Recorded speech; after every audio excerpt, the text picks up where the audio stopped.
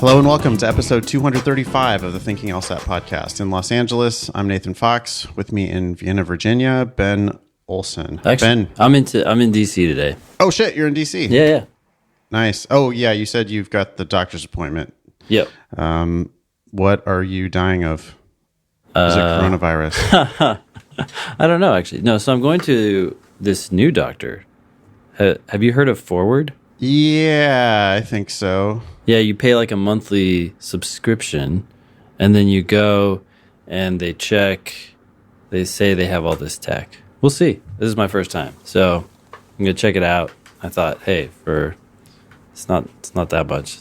I got a discount. So it's like $100 a month. I don't know. And you're going to go to the doctor every month and have them do tests on you? Well, maybe. Depends on how this one goes. I mean, if they give me all the data, quote, that they say they're going to give me, then it might be, interesting. Because that's one thing I do crave is like, I make these changes and then I have no idea what impact they're having because I don't know what's going on in my blood and all that stuff. So I did get one thing that tests my blood glucose and then like my ketones, but it's only 2 data points. And so I don't know. I'm curious.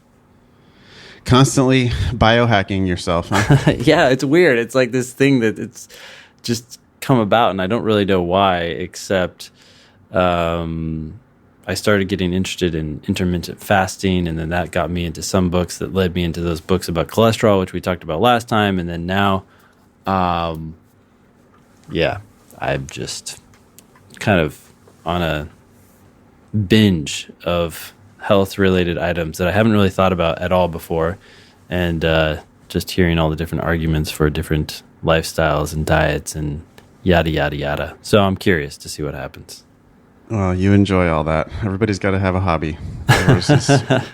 Your own physical health, it sounds like. Yes. Yep. Today on the show, we have a review of our own podcast. Okay. Cool. Hopefully it's someone saying nice things about us. We have a question about prep tests in the 80s. Somebody wrote in to ask because they think they're different. We have a question about Ben's formerly used to exist list of 40 hardest RC passages, which does not exist anymore. So hopefully people will stop asking Ben about that after we talk about this. We have a question about timing for logical reasoning. We have a question about diversity statements. We have a question about bar passage versus JD required jobs, basically picking a law school, whether you should lean on the bar passage rate or on the JD required jobs. And then we have a pretty timely question about waitlists. This show will air on Monday, March 9th. It's too late to sign up for the March 30th LSAT. Your next registration deadline will be, the day after this podcast airs. If you listen to this on the air date, you have 1 day to register for the April 25th LSAT. Again, the deadline for that is March 10th, Tuesday. Speaking of April 25th, Ben, we are coming back to New York City. We are. Yeah, that's going to be fun. Yeah, excited. Everybody mark your calendars, April 25th and 26th. Registration is open. We've already started to get signups just from our newsletters and stuff that we sent out. By the way, you should go to thinkinglsat.com and sign up for our newsletter if you'd like to find out about this sort of thing before we announce it on the show. The class is going to be $199. I think it's technically $195 right now. $195. Yeah, whatever. $195. Mm-hmm. Yeah. Definitely. Okay, $195 and $100 discount for any Demon subscribers, whether you're a regular subscriber or a premium subscriber. It's a $100 discount. So it's kind of a no-brainer to sign up for the Demon for a month if you are going to take that New York City class. What test are we going to do? That's a good question. I figured we'd just do 89, but we could do what did we do last time? Past if you I wanted. don't remember. Yeah. I don't think 89 was out, was it, when we did our last joint I think class? It had, it was not out yet. It was like 2 days late. Yeah. So 89 would be fun if we wanted to, teach that the brand newest test together. Mm-hmm. be a fun place to start. Let's say that for now, provisionally, we're going to do prep test 89 together. If you're just starting off with your prep, a practice test is the perfect way to start. So over the course of 2 days with us, you'll do that entire test, one section at a time, and we'll cover as many of the questions as we have time to cover. Of course, all the questions are covered in the daemon, so you will be able to review 100% of the questions using the daemon. But in class, we'll cover as many of them as we can. Certainly, we'll do all 4 logic games and as many of the other questions as we have time for. Yeah. Cool. You can register for that at thinkinglsat.com. Space will be limited for that, so if you're sure you want to join us April 25th and 26th in New York, please go ahead and register now to reserve your spot. You can email the show anytime, help@thinkinglsat.com. If you do send us a question or a comment and you want to attach a selfie, you might find your face plastered on our social media. Leave us a review on iTunes if you get a chance. Hit the stars, but also jot down a word or two about the show. It really helps the iTunes algorithm find the show for whatever reason. You want to tackle these this first review? Sure, yeah. Hi, Ben and Nathan. Please call me Anonymous if you care to share this on the show. I started law school in August. You helped me understand the importance of the LSAT, and that realization has helped me incredibly. Thank you again. Okay. I write to tell you that I think it's important to continue stressing to applicants that 1L only gets harder. Thankfully, okay, the path ahead is downhill. Or I guess uphill. Well, it's like downhill, like to hell. Yeah, to hell. But anyways, yes, It's uphill battle. Here we go. Thankfully, the skills I developed preparing for the LSAT are the exact same skills that allowed me to finish in the top 10% of my class after 1L fall. Cool. That's great. Glad to hear that. I find myself excelling at reading actively, calling BS on judicial opinions, much like I did on LR questions, only to see those same objections later written in a dissent. Perhaps most importantly, law school exams are, like the LSAT, learnable. Everyone in my 1L section studies like a crazy person. However, whereas many of my friends complain that they wasted months with tedious case briefing in order to avoid looking like a fool in class, I spent my valuable study hours applying everything I knew to old practice finals, which, exactly like the LSAT, are best attacked with short, focused application of knowledge into fact patterns, one question at a time. Absolutely no difference from the LSAT. On test day, I was calm and confident, chuckling at the other people in the room who looked harried. Side note, the guy with 20 pencils at the LSAT turns quickly into the guy who brings a 42-inch TV to dual monitor during his finals. Wait, what? Wow. I'm not That's even awesome. That's my allowed? God. Like, they have their little laptop, right? I can't imagine. Yeah, well, when I took law school exams, there were, 90 people in the room, and it was 89 laptops and one Luddite who is writing it in the writing blue on book by paper. hand. Yeah. Which has to be a mistake, obviously. But that's hilarious. Bringing in an extra TV so that you could have a second monitor. I mean, man, I have seen lawyer friends working with multiple monitors before. I know lawyers that just couldn't live without multiple monitors. That's interesting, though, because, I mean, I think it's like the most basic text app in the world, right? You're just sitting there writing paragraphs. Yeah, the test-taking app itself, for me, was just like a very dumbed-down word processor. Yeah. But who knows what, at this school, maybe they're allowed to, use their own digital notes or whatever. Huh. Yeah, maybe so. Because otherwise, I don't know what the hell you would put on the dual monitors. I mean, one... Because for me, the test itself was a printout. They gave me paper for the test. Oh, yeah. Maybe the it's test digital. is actually digital now. Yeah, that's interesting. Anyway, sorry, go ahead. Well, yeah, no, okay. Either way, that's a lot to lug into a test. Glad to hear you were That's ready. just hilarious to be that guy. Yeah. And everybody looking at you and stuff. But people in law school give no shits about being that guy. No. I mean, they're all just gunners, and it doesn't matter. The LSAT gets a bad rap for its disadvantages, which you've discussed at length. I think it's important to let LSAT students know, however, that these skills they're developing are useful during 1L fall when their grades are perhaps more important than they have ever been and they ever will be. The potential rewards are immense. I was 10 years out of undergrad with a 3.1 GPA. Last week, I signed a 1L SA offer, summer associate position, offer that's going to pay me almost $40,000 this summer. Holy shit. Yeah, usually your first summer you're not paid, so that's fucking awesome. The only reason I'm here is because I learned how to get that 174. The LSAT has completely changed my life. Don't pay for law school, / That is amazing. Yeah. I don't really know what to say. 174. Wow. 3.1 and a 174. I mean, my guess is that this person didn't go to like top law school. Yeah. But this person did kick ass in their 1L year, and it's a good enough school that they do hire summer associates from there. Yeah. I think the fact that this person is a little older might have been an advantage in getting that $40,000 summer job. Yeah, but I mean, a lot of that does come down to grades. So what this person did, right? Yeah. Is exactly what you're saying. They did awesome on the LSAT.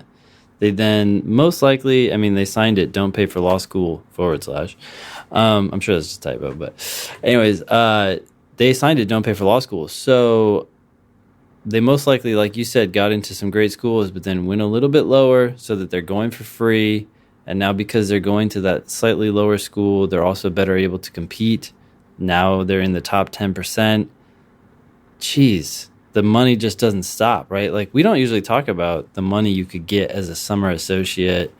Well, but that's all part of the career, right? That's like when I was in law school, there were no paid summer jobs. No. 2009, that summer, no way. That's when I started my business. Thank God there weren't any paid summer jobs. I could have taken some paid summer job and then never started Fox LSAT, and that would have sucked. Yeah. But, it goes up and down, you know. I mean, we're hearing signs that the market is heating up a little bit. Who knows whether that'll last forever, you know. But yeah, this is how it used to be, that people in the summers would be able to sign these big lucrative contracts. But, you know, it's going to come down to grades, and grades are going to come down to, you know, how good you are at this stuff. And he's right, or she. I don't know why I think it's a he for some reason, but because you are sexist. Oh yeah, that's why. You know, it's funny actually. Sometimes in class we'll be reading a reading comp passage, and I'll notice that people will refer to the author as she consistently or he consistently. And I'm like, there's no evidence in here that this is written by a guy or a girl. Like, why is it that the class consistently kind of jumps to the conclusion? Sometimes it's subject matter. Sometimes I think it's the tone. I don't know what it is. But anyways, that $40,000 is dependent on grades, and it does come from the LSAT. Like, you get better at reading, you're going to do better in law school. Yeah. I mean, the LSAT is basically the stiffest test of English that there is, you know, and it requires you to take each word very seriously and really understand what words mean and parse some very difficult sentences and some very difficult paragraphs and difficult arguments. And you can improve on it a lot, though. Yeah. So this student, anonymous, don't pay for law school / improved a lot on the LSAT, got all the way up to 174. That indicates immense talent, even with undergraduate grades that were a little bit weak. I think any sensible law school, I mean, if you had to choose between a 4.0 and a 164 or a 3.1 and a 174, especially if the student's been out of school for 10 years. Yeah. But even if they haven't, I would bet on the 174. I mean, it's just like, hey, when we hire, Ben, we basically hire based on just all I need is your LSAT score. Yeah. Right? Like, And your email turnaround. Yeah, true. How fast do you get back to us by email? And what's your LSAT score? Yeah. That's all we need to know. The LSAT score is, it's a really good proxy for a lot of things, including how hard you can work. So if, the student busted their ass with the demon and got up to 174, Yeah. the next thing you know, they're just kicking ass in undergrad or in law school and making $40,000 for a summer. Boy, that summer too is not going to be a lot of work. That summer is going to be so easy. Like just getting taken out to lunch every day. Yeah. Wined and dined, basically. Here's 40 grand. Hope to see you next summer. Yeah. We'll work your ass off as soon as you graduate. Don't worry. It's like the movie The Firm. Come on board. All right. Well, anyway, change your life by changing your LSAT score. Work your ass off for 3 months, 6 months, whatever it takes. Get yourself the best score you can. Get yourself the best full ride you can. And then go kick ass during your 1L year. Yeah. Which, by the way, this it wasn't easy, right? This person's saying, oh, no, it was harder. Yeah. It was harder. It's going to keep getting harder. But, yeah, you can change your life, make a lot of money. Wow. Okay, cool. Hey, you still hiring for a tutor in DC? Yeah, I appreciate the people who have submitted applications, but still, kind of going through those. So if you want to apply, please do so. jobs@strategyprep.com. 99th% LSAT score, quick email turnaround time. That's what we're looking for. Yeah. Yeah. Cool. Jobs@strategyprep.com. Yeah.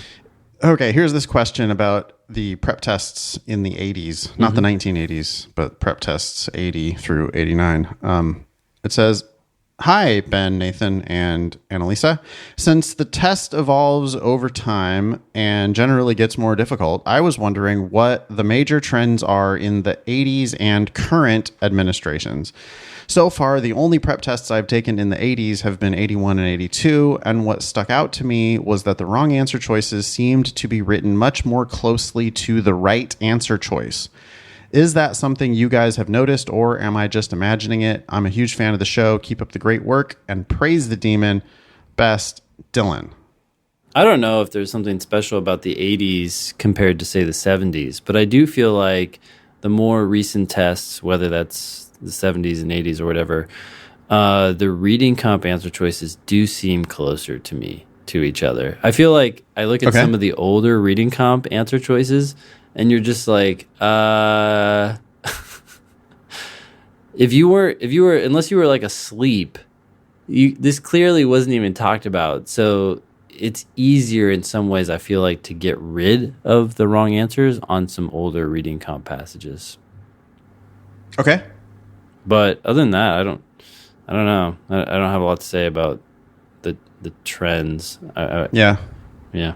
I think with Dylan, I mean, if you've only done 81 and 82 and now you're trying to draw, conclusions, it's super frustrating that I always say, I think once a day minimum, I tell someone, well, but isn't that maybe just a small sample?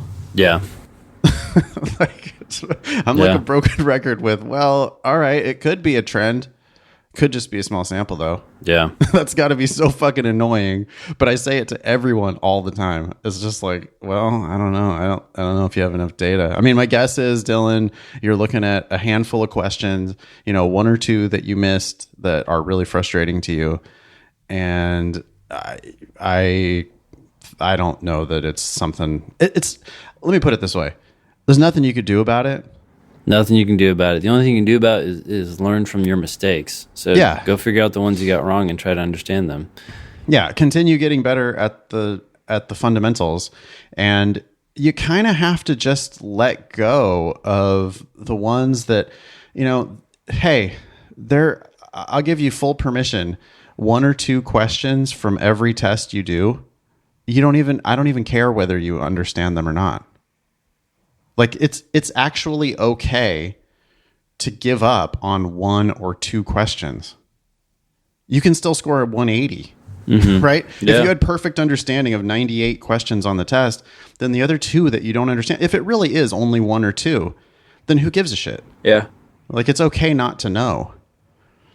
This actually brings me, this is tangent, but I was listening to this guided meditation the other day, and that was sort of the point of the guided meditation, was to just allow yourself to say, don't know, don't need to know.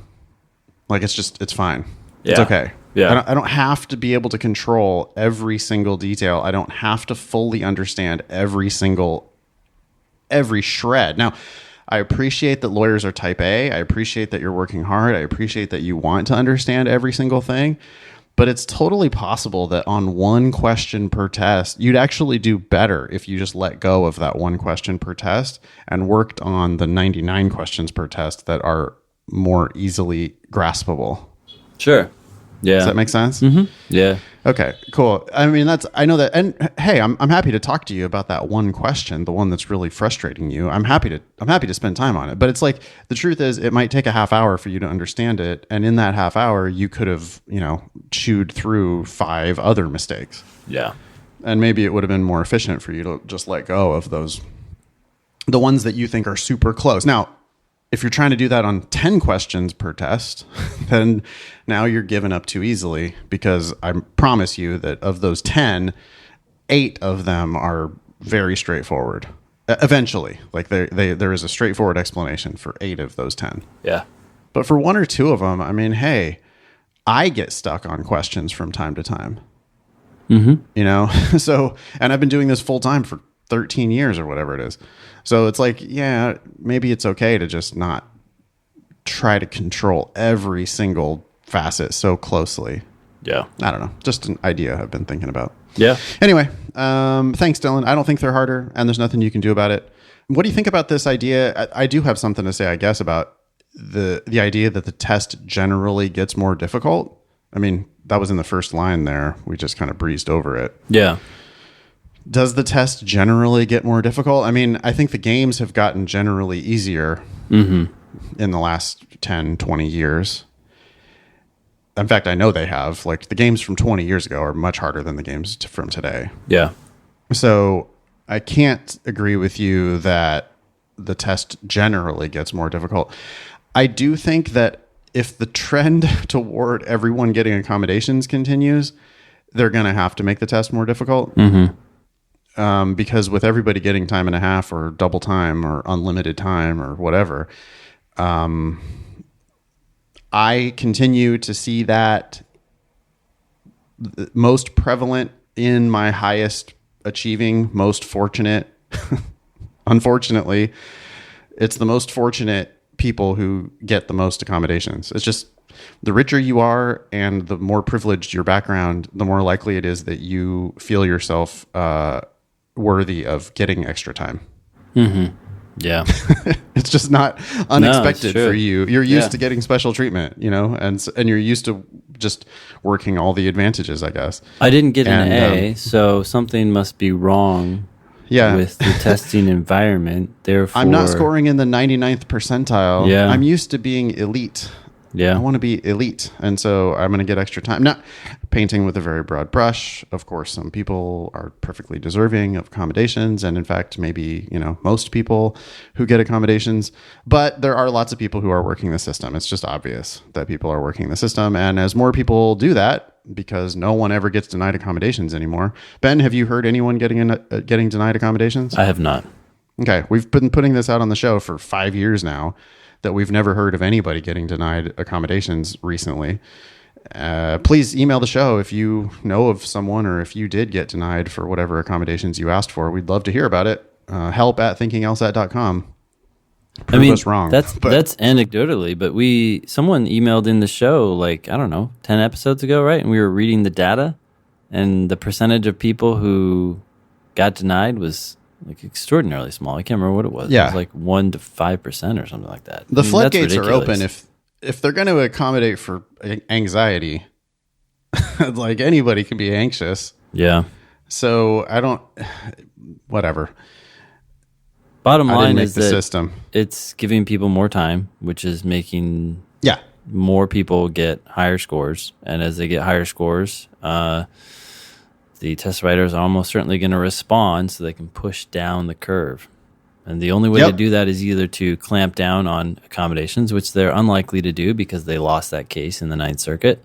So they'll probably just make the test harder at the same time as they try to invent a new section for the games. I don't know. I mean, who knows what's going to happen. I don't know, Ben. We got to make hay while the sun shines. 10 years from now, maybe this whole thing won't exist anymore. Yeah. We'll be forced into retirement. Yeah. I mean, if I were to look at this person asks, has the test gotten harder generally over time? I would say reading comp has gotten slightly harder. Games are slightly easier. Logical reasoning seems to stay about the same. So overall, it's about the same. But, if you definitely have tests that pop out that are like easier and tests that are harder where there seems to be more groaning. And then others where there seems to be less groaning. I don't know if that's just my students or I don't know, but yeah, I don't feel like there's much more to that. There's certainly a degree of randomness. Yeah, it's small samples. So yeah. All right. Thanks, Dylan. Thank you, Dylan. Do you want to handle this Sure. email about reading comp? Yeah, so this person writes, Ben, this is from Cam. I heard you mention on the show before that you compiled a list of the 40 hardest RC passages. I was curious if you could send me a link to the list. Okay, so a little background here. A long time ago, before the LSAT demon, I had a book of the hardest old reading comp passages because I thought that reading comp was getting harder. Mm-hmm. And I put that together in a book, and the book actually was ordered from the easiest reading comp passages to the hardest ones within those top 40. After creating the demon and like a couple years ago, we just stopped publishing this book. So unfortunately, I don't have the book anymore. I could probably dig it up somewhere, but I really don't see any value in that now that the LSAT demon exists because look, if you really should be doing the hardest reading comp passages, then go into the demon, start drilling, and it will give those to you. But there's a lot of people who are seeking this, Cam. You're not the only one who asks about this. I get emails about this every now and then. And the people who are looking for these hard reading comp passages aren't really the ones who should be getting them, right? They're not getting 100% correct on the ones that they're encountering. And so giving them harder ones doesn't necessarily solve the problem. You got to get good. I'm not saying that's true for you, Cam. I have no idea. Maybe you're totally ready for these, but that's great. The demon will figure that out very fast. If you get everything correct in the passage you do, it's going to give you a harder passage the next time you try to do a reading comp passage, and then it's going to give you a harder one and a harder one until you're doing all of those quote 40 hardest. And by the way, the demon has tons more. So I don't know. I guess these days I just say, hey, sorry. We don't have that book anymore. It doesn't really make sense to print. It's better just to do it in the demon. Yeah, I mean, it'll update itself. That list will change over time as it already has. Yeah. Yeah, it has some people get them right and other people get them wrong, and then certain passages come in and out, or new tests come out. Mm-hmm. There could be one on Prep Test 89, right? That the demon thinks is the hardest RC passage. Yep. So no need to continue asking Ben for that list of hardest reading comp passages.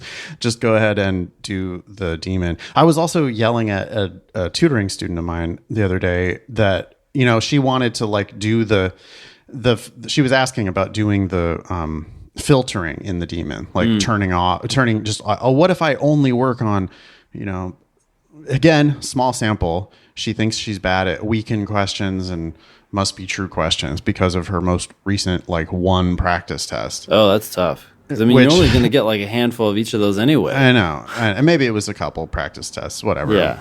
I'm exaggerating. But it's like, so she thinks she has this weakness that she might not even have. And then she's wanting to go into the demon and filter and only do logical reasoning questions of those two types. And I'm like, the demon will do that for you automatically. The demon's watching all of your practice tests and all of your practice sections, and the demon is feeding you questions that are not only of the right difficulty, but also of the right type. based on your mistakes and based on the prevalence of those questions on the test. Yeah.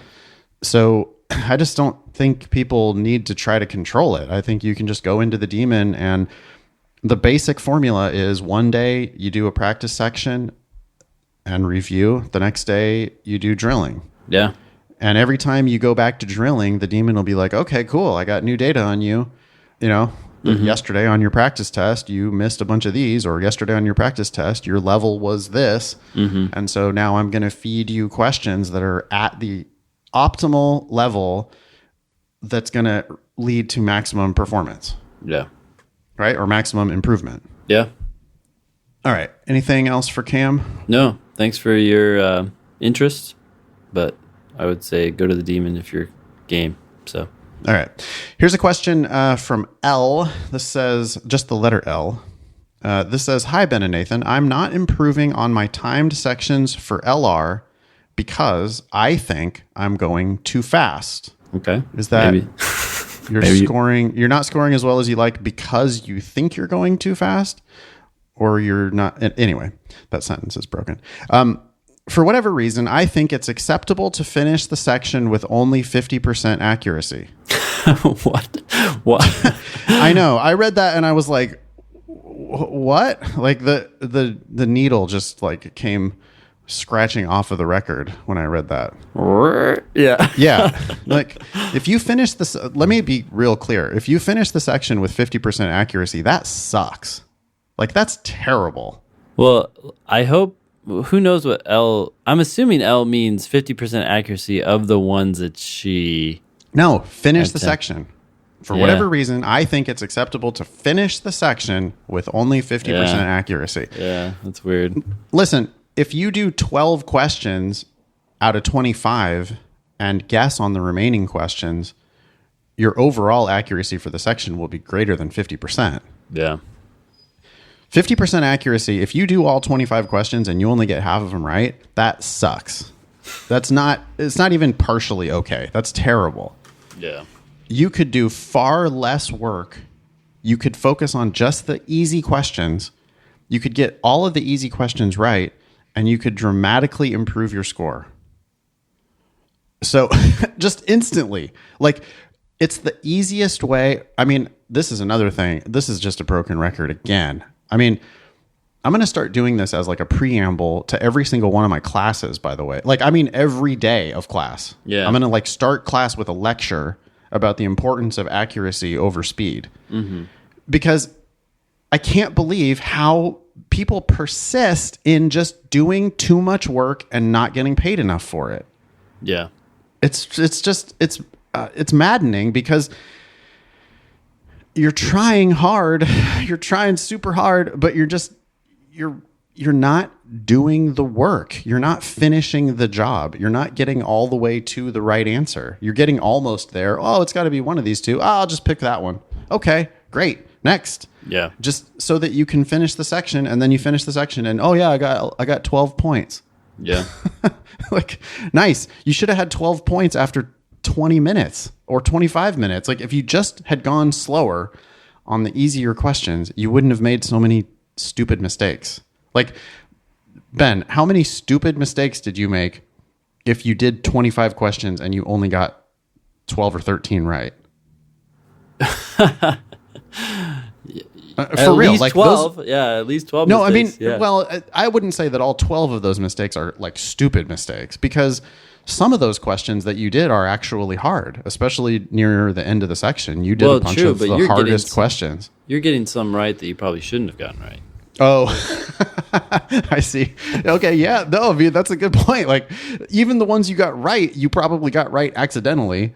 And yeah, that's a totally valid point. So, okay, so you you did the whole section, you got half of them right, but on at least half of the questions, maybe more, you made stupid mistakes. It's just that some of those you got right accidentally.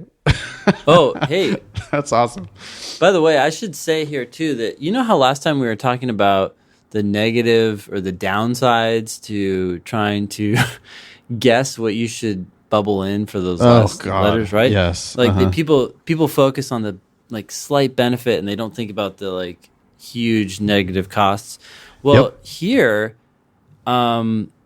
I think there's a big you're not just not doing as well as you could have. You're hurting yourself because anytime you practice something in a way that results in a negative answer, right? Like, or you get it wrong. Like anytime you practice something and you get it wrong, there's this potential there that you're reinforcing a habit or a behavior that ultimately you don't want, right? Like, so you're going fast and you're getting used to going fast and getting things wrong. And it's like your brain's like, okay, this is what you want to get good at. Got it. It doesn't know that like, it just like gets good at whatever you keep repeating.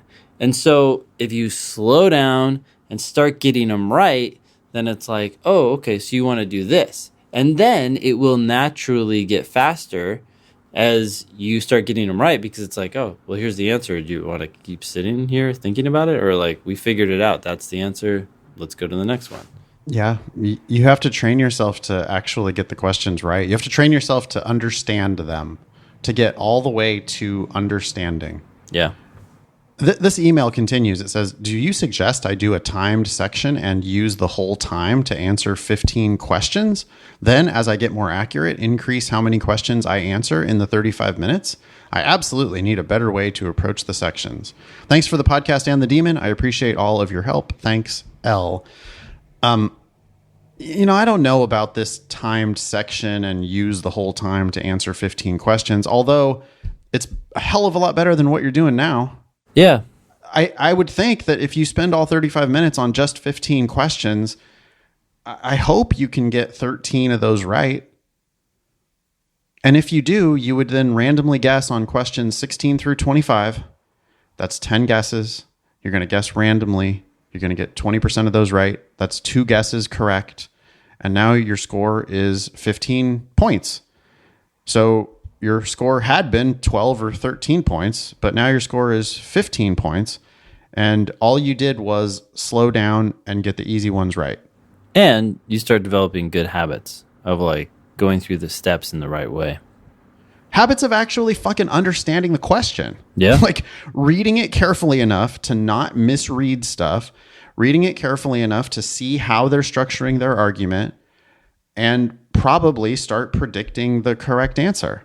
Yeah. I mean, to go back actually to Dylan's question about whether the tests in the 80s are harder. Mm-hmm. I can't believe how predictable the test, even like Prep Test 89. Of course, you can point to 1 or 2 questions that are really difficult, but there are so many questions on the brand newest tests where if you just read the argument, only the argument, mm-hmm. and you just attack before you even read the question, you just read the argument and you just attack the argument and you go, wait, your evidence is this, but your conclusion is that? Mm-hmm. Well, there's a gap there. Is this the same thing as that? Yeah. Because your premise is about this and your conclusion is about that. And you're just all over the right answer. Like you mm-hmm. totally have predicted the right answer by just attacking the argument. And I do think for L that if you slow down and just try to do 15 questions, maybe 15 is too much for you. I mean, you're only getting half of the questions in the section right in 35 minutes. Yeah. Maybe you should try to only attempt half the questions and see how that goes. Now, I'm not saying like take extra time unnecessarily. I just don't think you need to do that. I think you need to just do question number 1 and be sure you've gotten it right before you move on to question number 2. Yeah. Anything else for L? No. You're going to improve faster, L, if you slow down and start getting them right. Yeah. Like when I see someone who does the whole section and gets half of them right, I'm like, oh boy, this is going to be a challenge. Like it's going to be real hard for you to improve if you persist in doing that because you're half-assing it. You're skimming the surface. You're not actually understanding what you're doing. Yeah. Even the ones you're getting right, you're not understanding. You're just not. You can't. Yeah. You have to get to a point where you know what it feels like to have something click and understand it. I was trying to say this last night, actually, to my class about reading comp. I said, look, I don't want to focus too much on timing here, but I would say that I probably spend about 40 to 50% of my time probably like 40 to 50% of my time on a set of questions in reading comp, reading the passage. Yeah. Like I'm sitting there reading it, and then I go through the answers, and I'm like, oh yeah, I don't remember where that was discussed. I just know that was discussed. I remember getting a little upset about that or being confused or whatever. And so that's what it feels like to go through reading comp questions and be able to pull the answers from your head. As you're reading the answer choices, you're like, oh, I totally remember that. They said that. Or no, they didn't say that. They said the opposite of that. And a lot of people are going through, and it's like they don't fully grasp it. So there's a lot of like, ooh, I think that sounds right. And then they're like going back and they're scanning. That's not, you're not doing the test right. And if that's how it feels to you, that's wrong. Yep. And that happens in miniature on each of the logical reasoning questions. If you spend enough time, or if you spend enough attention and you reach an understanding of what argument is actually being made and whether it's good or bad, most of the time it's bad. And you've got to be able to tell them, hey, this is outright flawed or it's incomplete. And if you can say why it's flawed or why it's incomplete, you've already answered the question. And then by the time you read the question and then go into the answers, it's just like, nope, yep, nope, great. The answer's C. Next. Yeah. It's like, it's shocking. I mean, I go through the wrong answer choices so quickly because I've spent the time to just attack the argument in the first place. Yeah. And on reading comp, you go through the questions very quickly because you've taken all the time that was required to understand what was actually in the passage. You've comprehended the passage. Yeah. Same thing happens on games. You build worlds or you make inferences, you really build a strong setup where you've solved the system. Yeah. You solve that system and then you go through the questions, bang, bang, bang. Everybody needs to slow down. I again, in 13 years of doing this full time, I've never told a student that they need to go faster. Not once. Yeah. I have told every student I've ever worked with that they need to slow down and focus on accuracy. Next one. Yeah. Hello. I just have a quick question about diversity statements for law school. What are the general guidelines for what qualifies someone to be able to write a diversity statement? I started at quarterback. Okay. I started as a quarterback for a division. No, at quarterback. Okay, I started at quarterback for a Division I football program, and I was wondering if that would qualify. That just... I don't know. It's always all in the execution, but that to me seems like exactly the opposite of what they're looking for. I mean, that just sounds like I'm a white male. Now, there's a bias, Ben. There's long been a bias against black quarterbacks. I don't know if you know that, but there's a bazillion black players in the NFL, and only recently has it started to be like acceptable to. I mean, it's amazing how backward the NFL is, right? Mm-hmm. But it's only recently that it's actually been acceptable. Like, oh yeah, black people can play quarterback too. Yeah. So when I hear some random person that I don't know your race, and you're telling me that you started quarterback for a Division I football program, I'm like, oh, so you're a white male. Mm-hmm. Well, that's probably not what they're looking for. Now, if you were a black quarterback at a Division I football program, you could definitely write your diversity statement about that. But that's also, you're just black, and you could write your diversity statement about that. Yeah. And you probably wouldn't be emailing the show asking this question. No, I don't think you would, because you'd have a very clear case for diversity that, you just, all you got to do is basically tick that box and, write a bit about it, of course, but you're checking the box. And a lot of the diversity initiatives that the law schools are very serious about trying to diversify racially because they are so goddamn white. Mm-hmm. And so they really do want to try to get blacks and Latins, Latinxes into their programs. They really do. And so if that's you, you can just say that on your application and you're fine. I can't imagine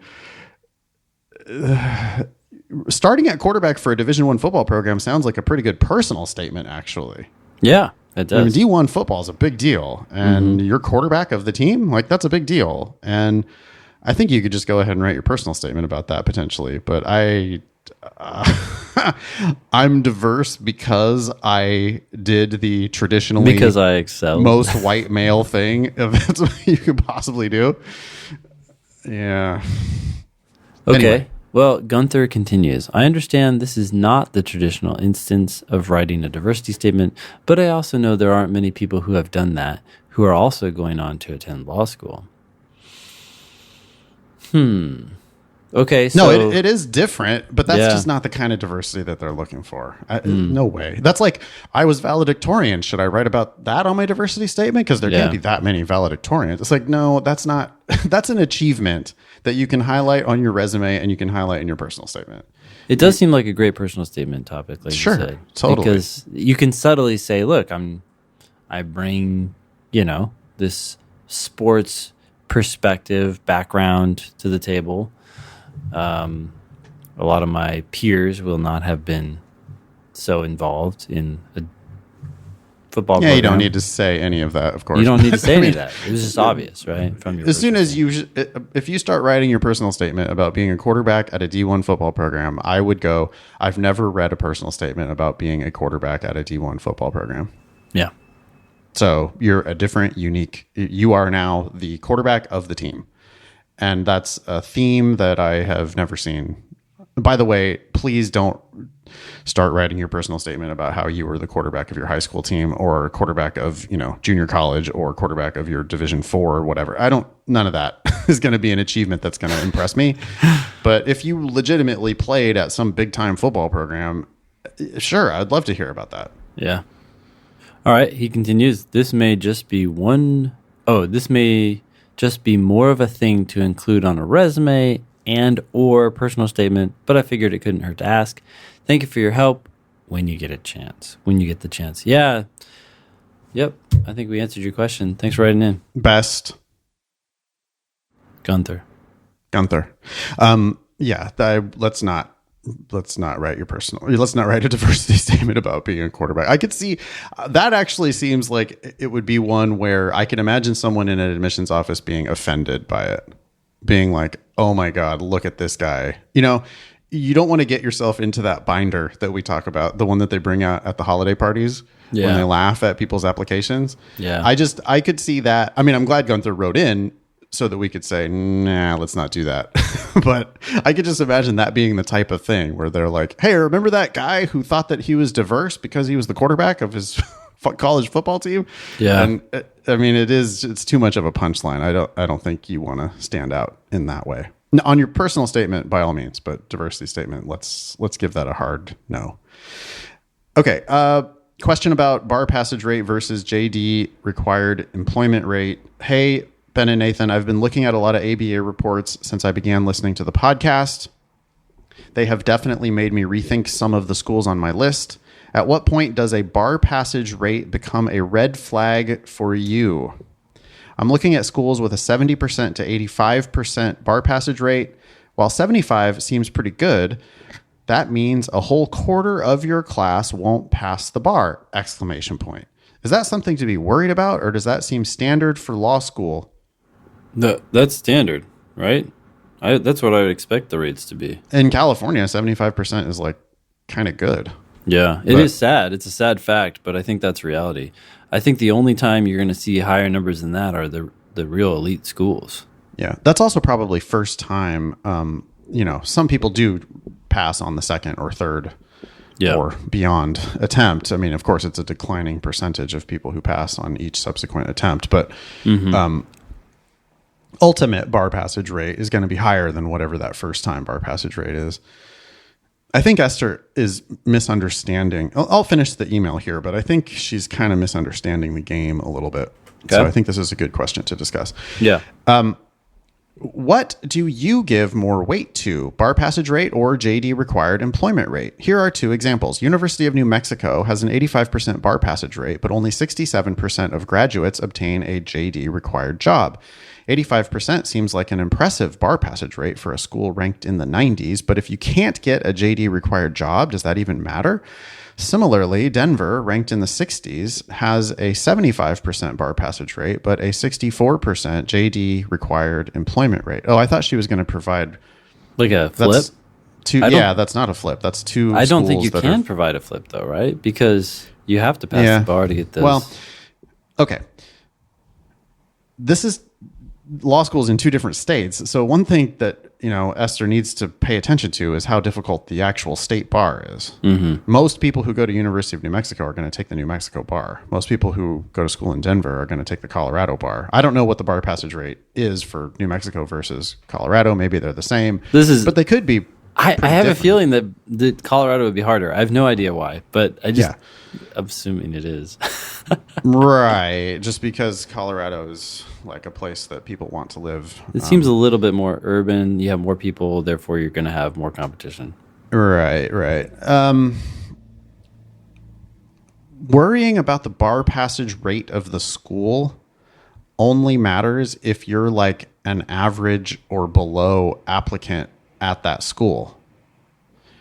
If you're following our advice of don't pay for law school, I don't think you really need to worry about the bar passage rate of the school. Because if they're giving you a scholarship, they're not giving you a scholarship to fail the bar. They're giving you a scholarship because they know you're going to be successful. Or at least, probabilistically, they know that you're more likely to be successful than the other people at that school. So I think people just, they think that, if I go to a school that has a 60% bar passage rate, then that means that I have a 40% chance of failing the bar. But it absolutely does not mean that if you got a full ride to that school. Yeah. And if you could have gotten into a better school, right? Yeah. So I hope that our listeners understand this difference, that it's the bar passage rate of the school has almost nothing to do with the actual education that's happening at the school.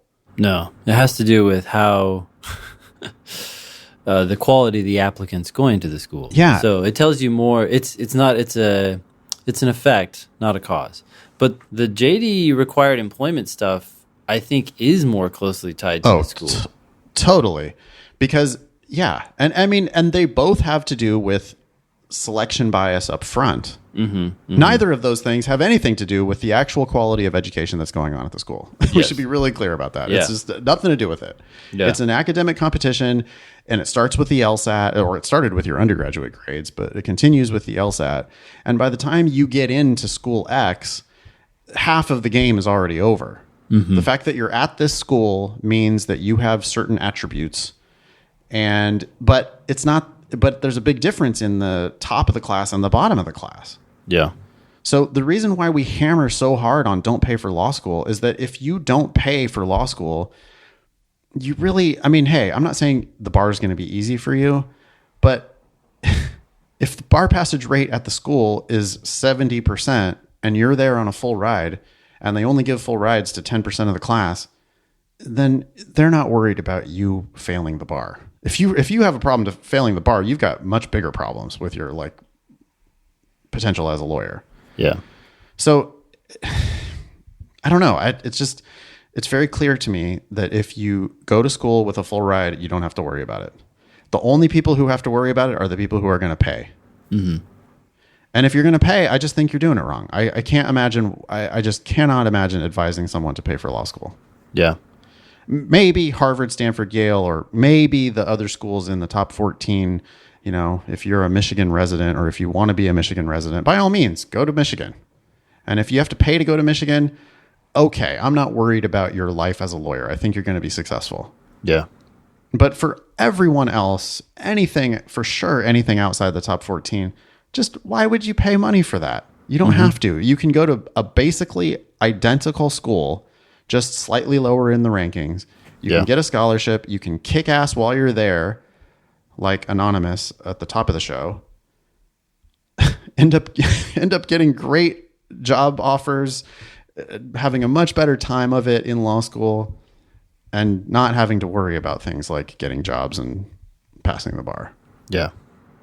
To answer this question specifically, which would you give more weight to, I mean, I think you're saying don't worry about the bar passage rate. I would say that the JD required employment rate tells me something, because it tells me, okay, like the higher that is, the more employers are willing to go to that school and hire people. And so it's telling you something about the school that is a little bit out of your control. Although the same principle applies, just as you said, if you're in the top of your class, you're going to do better than everyone else trying to get a job there.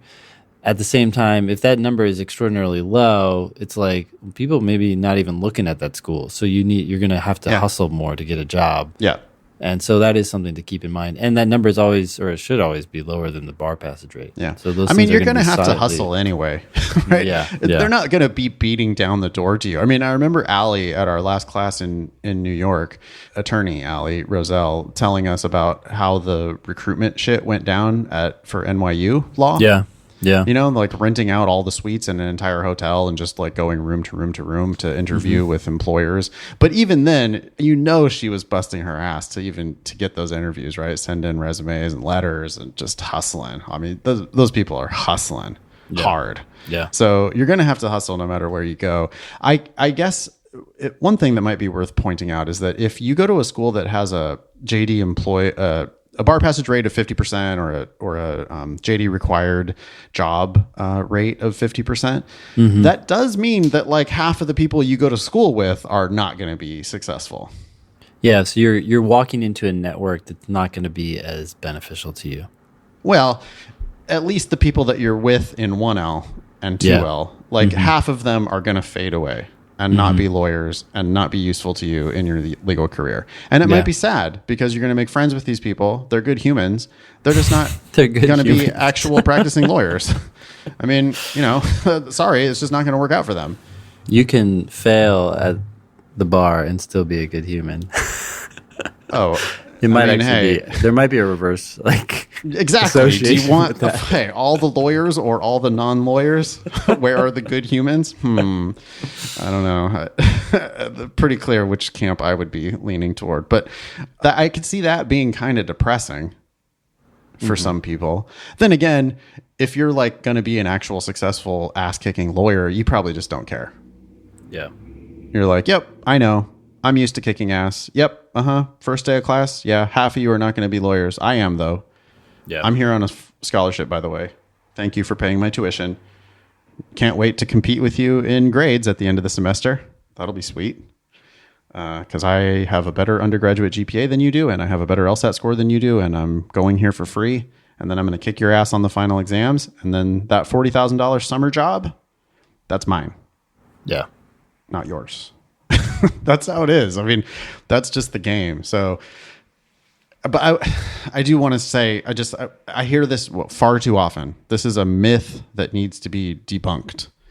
The bar passage rate of the school you go to is not your bar passage rate.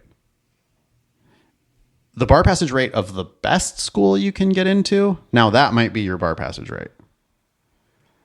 But you don't have to go to that school in order for that to be your expected bar passage rate. Well, wait, maybe not the best school you can get into, but like the school in which your numbers conform with the median scores. Sure. The middle, right. If you're at the 50th percentile, LSAT and GPA, let's say that. Then then whatever their bar passage rate is, that's probably your expected bar passage rate, whether or not you actually attend that school. Yeah. That's the part that people don't understand. It doesn't matter whether you actually go there, because the education that happens during those 3 years is not actually preparing you for the bar. It's an academic competition. It's a different thing. That's started to change somewhat. We think lower ranked schools are now starting to kind of do a little bit more actual education for the bar. Yeah. But most of the top schools, they fancy themselves. And I mean, top schools, top 100 schools, most of them fancy themselves national law schools. And they're going to do the typical same old thing of like rhapsodizing about constitutional law. They're just not actually going to be specifically training you to pass your state bar. Yeah. Okay. Did we beat that one up good enough? Yeah. Thanks, Esther. Yeah. Thanks, Esther. Yours? Mine? I think it's mine. I can't remember, but I can read it. Anonymous, Anon, says, I've been waitlisted by a couple of schools, and I'm wondering how to respond. I have a solid full tuition from offers from other schools, but I'd like to consider as many offers as possible. 1. What are the admissions offices looking for before they admit waitlisted applicants? 2. Are waitlisted applicants less likely to receive scholarship funding? Thanks, Anon. Interesting. Okay, thank you for your concise email. Right, this is like right to the point. This cycle, well, all we have is anecdotal evidence. This cycle seems like there are more schools doing that move of waitlisting everybody. Mm-hmm. We won't know until the end of the cycle how this actually all shakes out. It's still only March 3rd. There are literally, let's see, April, May, June, July, August. There's still at least 5 more months. Yeah. At most 5 more months. Huh? At most 5 more months? At most 5 more months? Yeah. There are 5 more months. Sorry. March, April, May, June, July. No, because it can go into August. Okay. Sure. I mean, there's not 6 more months because that gets us to September 3rd. But there's 5 solid months before you have to be there at school. Yeah. And so the fact that you're on the wait list now just I don't think it means jack shit. We had examples. I mean, I know that there have been schools that in some years have put every single person on the wait list before they eventually decided to admit them. Yeah. So it's all just a negotiation. It's all just a game. Are you less likely to receive scholarship funding? Taking the second question first. If you're a marginal candidate, then you're less likely to receive scholarship funding. I can see them putting you on the wait list as a negotiation technique to try to offer you less scholarship money. It's like this idea of, oh my God, this is so gross. Have you heard of negging? Do you know what negging is, Ben? Negging? No, I do not. Okay. This asshole, he calls himself Mystery. He wrote this book. I can't remember what it was called. It was basically, he fancied himself a pickup artist. And so he would go out to bars and try to pick up girls. Okay. It's gross. It's like the most distasteful thing ever. I'm sure that this dude has been canceled by now, which is great. This is like a show or something? No, he wrote a book. He wrote an actual book about like how to go pick up girls. And one of the things that he would do is actually insult the girl. So he'd go up to like a group of girls, at one girl that he likes, and he'd like start talking to her friends and complimenting her friends, and then like go out of his way to say something negative toward the girl that he actually likes. Okay. And this worked? Well, I don't know. It makes me want to vomit to even think about it. But I think that the idea was he's like, oh yeah, I'll make them, they'll think I'm more desirable, or, you know, it's basically like taking them down a peg. So that you can put yourself in a position of superiority over them. Sure. So that then they can try to impress you. I don't know. It's disgusting. It's fucking gross, right? So then this guy went into law school admissions. Is that what you're saying? Law school admissions, read his bullshit book and decided to start doing this. I don't know. It actually makes a lot of sense from a law school perspective. If you want a candidate, but you're like, damn, you know, they're overly qualified for this school. Like this is the typical person that I'm sure they're applying to other schools. I want to get them, but I don't want to have to let them come for free. Yeah. Put them on the wait list. Yeah. Because really you accomplish 2 goals, right? With that. If someone's above your numbers, even slightly, or a lot above your numbers, if you put them on the wait list, you get that sense they're going to come back to you, be like, whoa, wait, hold on. You don't want me like that badly? What's going on? And maybe they won't expect as much in terms of scholarship funding, which is what you're talking about right now. And apparently this is called negging, right? I mean, that should be canceled too. I'm really sad that I brought this up on the show, but I think it's instructive. I could totally see them doing that. Yeah. So they accomplished that goal. And if you don't ever get back to them, then their fears are confirmed, right? They're like, oh, you're just going to go somewhere else. We're going to admit you, and then you're going to say no, and that's going to hurt our yield. So we accomplish both goals with one move.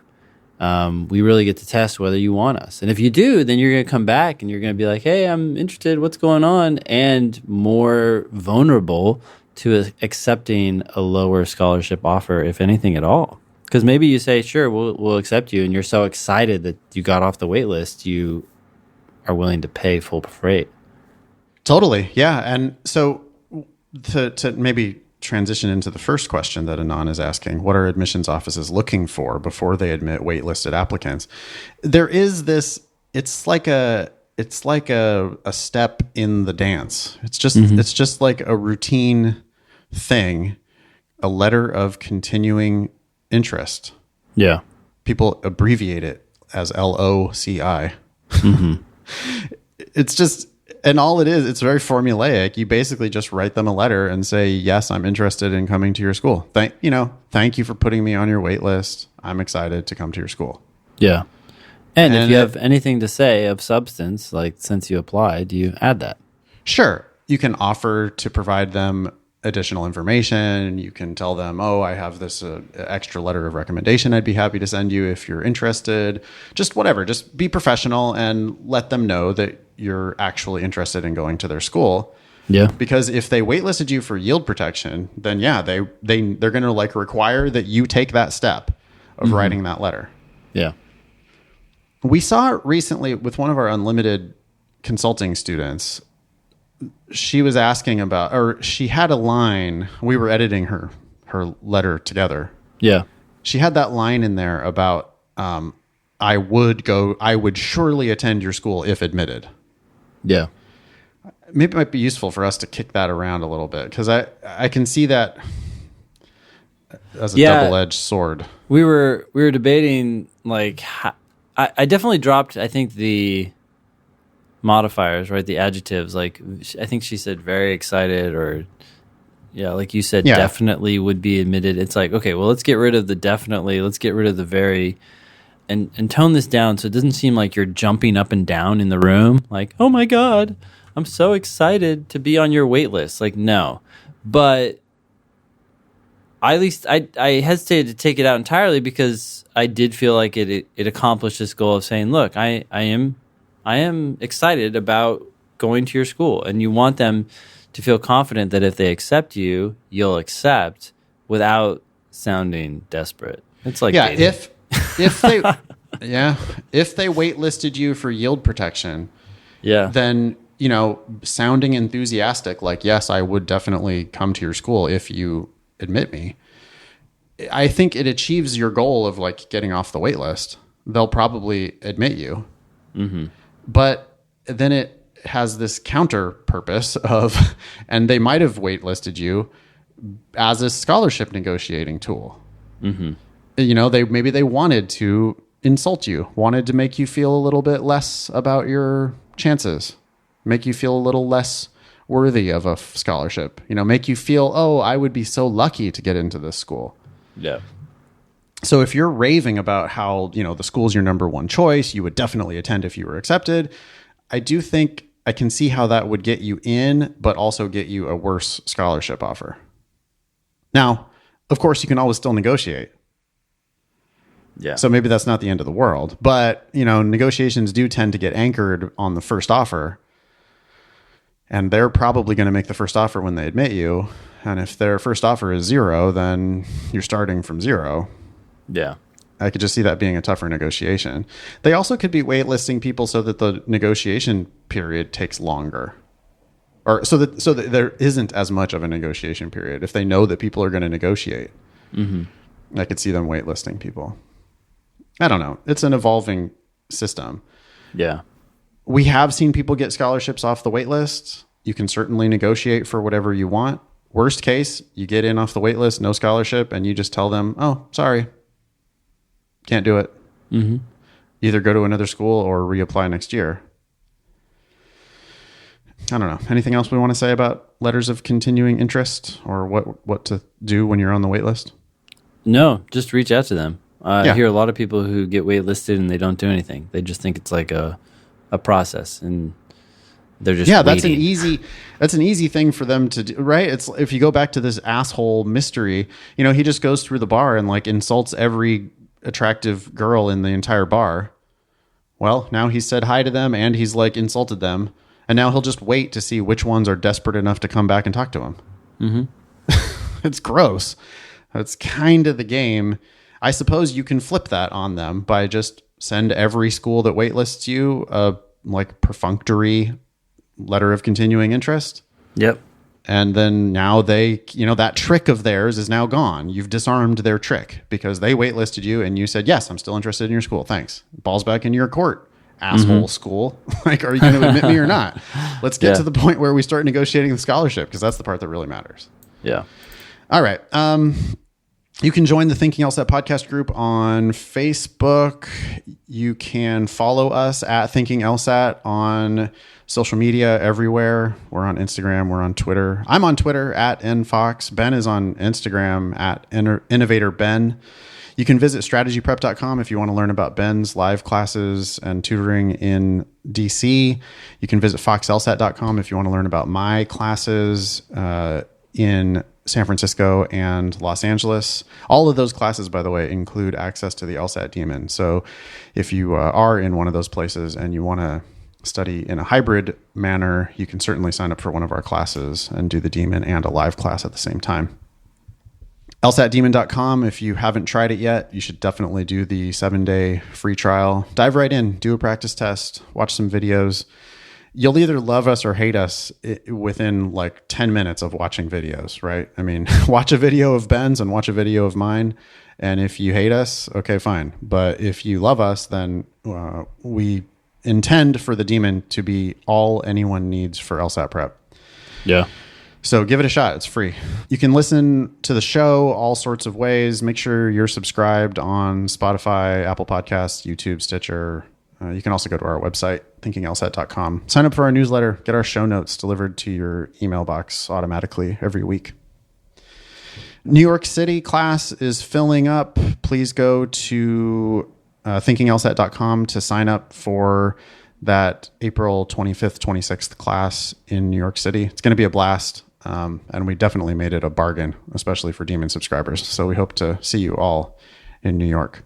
Yeah, it was fun last time. Large group, and I don't know, just it's a fun something event. about the atmosphere. It's fun to have us. I mean, I like teaching with you. It's fun to just have sort of like the banter, back and forth, and to see how you're thinking about it and kind of kick around different ideas. I mean, it's a lot like the show, right? So it's just sort of, we're open to new stuff. So every time we teach together, I think we learn something new about the test and how to teach it. So it's a really good time.